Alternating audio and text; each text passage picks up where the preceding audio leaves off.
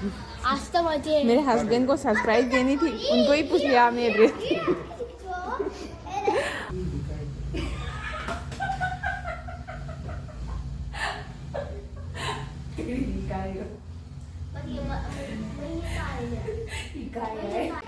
आज तो मजे मजे ngasi kanyom puraga lae.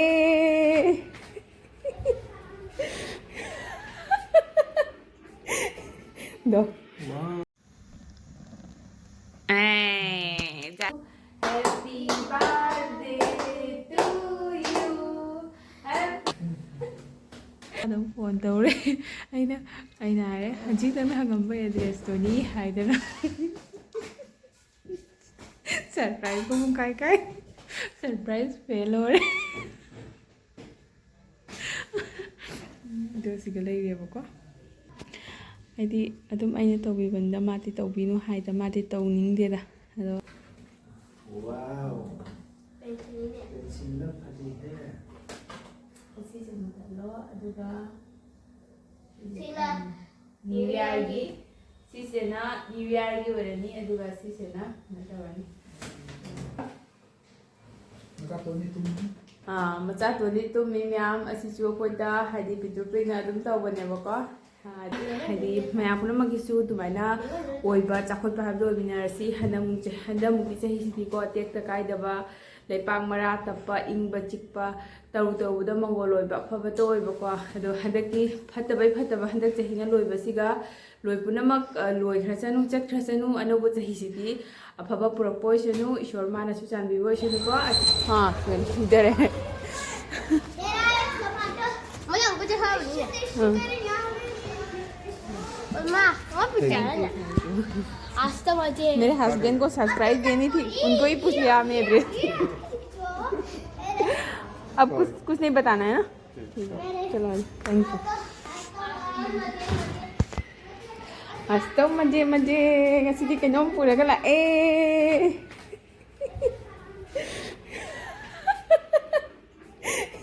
Do. Wow. Kìa. Cây tới ngày thì sẽ nó. Ô mà cha. Cây nó gì vậy? Cây nó gì? Hả? Cây nó. Birthday se. Ado si birthday se chamna nokning badi kino ne ko.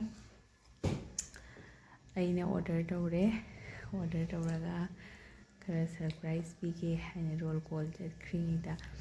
Aduga kano to lakpa delivery piba lakpa nipado delivery tawpa nipado na laga last ko thonganda lepaga मल्ले पेटे सिगो में चलाई का siga wena changaga खाली बच्चों का ही है akhoi nipado na direct address to hangjanlewa ai husband da magi birthday gi aina surprise pibige hena marol call halakpadaina ready tawra thambige surprise am pibige haida aina tawbonewa ko hado tawraga last ni padan maoda direct hangjengare kana hogala mare nana hogala mare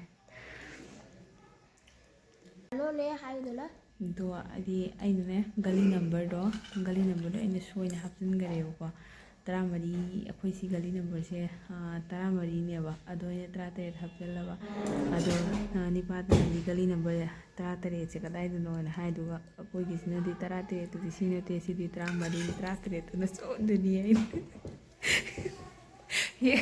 aigi mangondagi akoi mangondagi hadi sorok ka he thangnai dana ko diogi mana ta ga tharaba ado en prob chen to be kai no ni pa do akoi de deliver to bola ini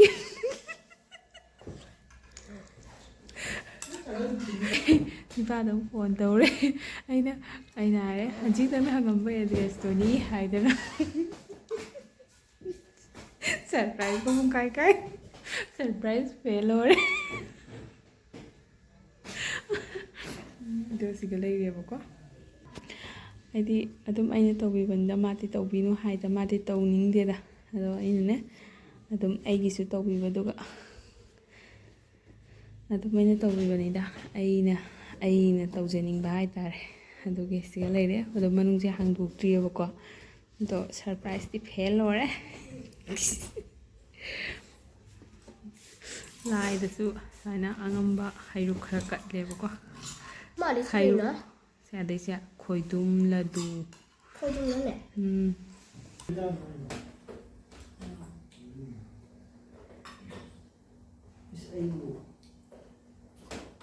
Ano marag bate kasi ang tawag ay ha Kailangan ako nito bini. Yan lang ta. Ako nito bini ko. Pagi.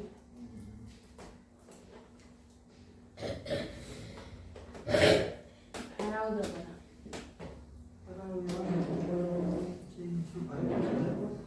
Hindi ko kaya. Ano hindi? Hindi ka ano? wow Pencil niya. sila tadi Wala na di kaya.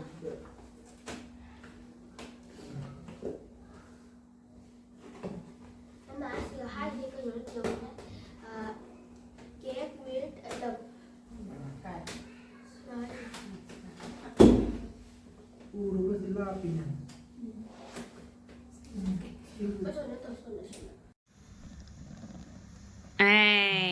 Jare, claps. Wow.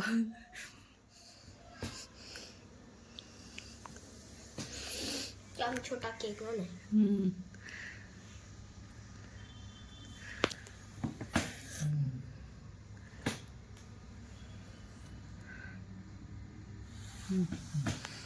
wow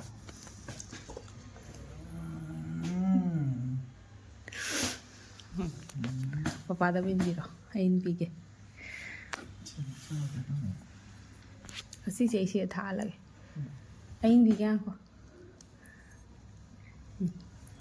Happy birthday chahi guding tek takai da ba. Tek takai da na akhoi puna mag celebrate tauba. Asya mo na.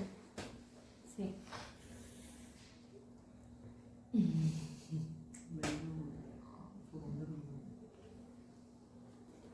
Kaan lagi, ma'am. Cakes kaan lagi.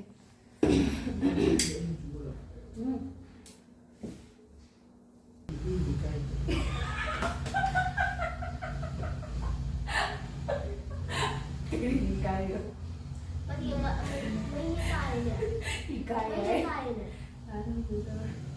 This one. kay Hikayo. Nahali chahi chupa sadamna nanawana thabak tawna hotana duty tawna hona da asi khakki bauta hak lai jagane. Happy New Year ka hai khaibu. Happy New Year is advance ho hai. Lumara. Happy birthday do le. Lumara. Ayun na, ano na ba? Yang special ho ye cake. Nanda.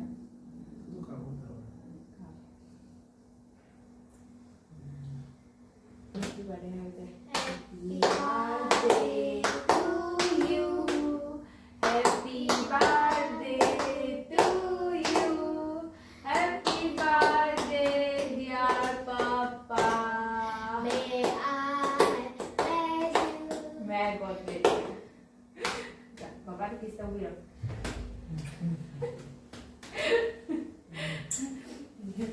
Ama dito me. Kasi sumutalo, aduga. Sila. New Year gi. Sisena New Year gi warani aduga sisena natawani.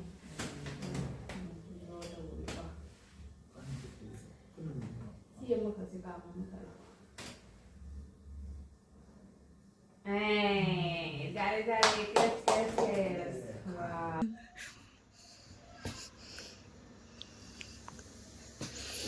क्या छोटा cake ना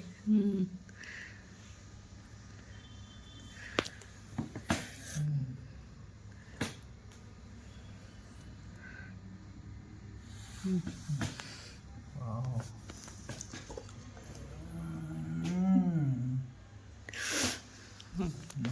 Papada bindiro. Ayun bige. Kasi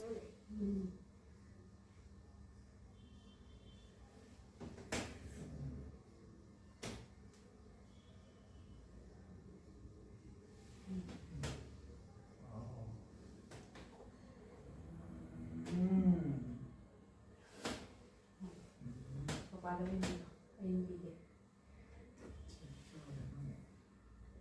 ꯁꯤꯁꯦ ꯁꯤ ꯊꯥꯜꯂꯦ ꯑꯩꯗꯤ ꯌꯥꯡꯀꯣ Happy birthday chahi bidingi cake kaidaba cake kaidana apapuna celebrate tauba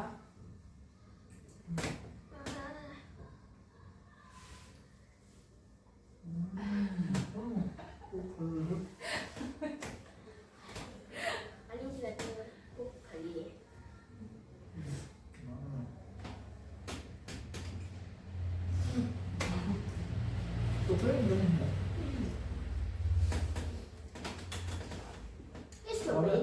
Ma'am, hi bro.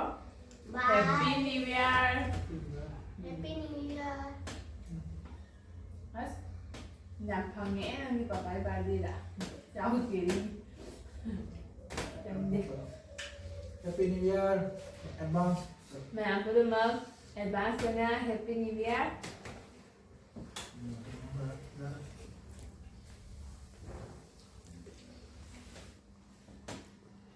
I don't wish the wrong. Happy New Year. Ma'am, put them up. Giờ lấy đấy, kẹt cả e rồi đấy. Có bờ nè. Có bờ nè.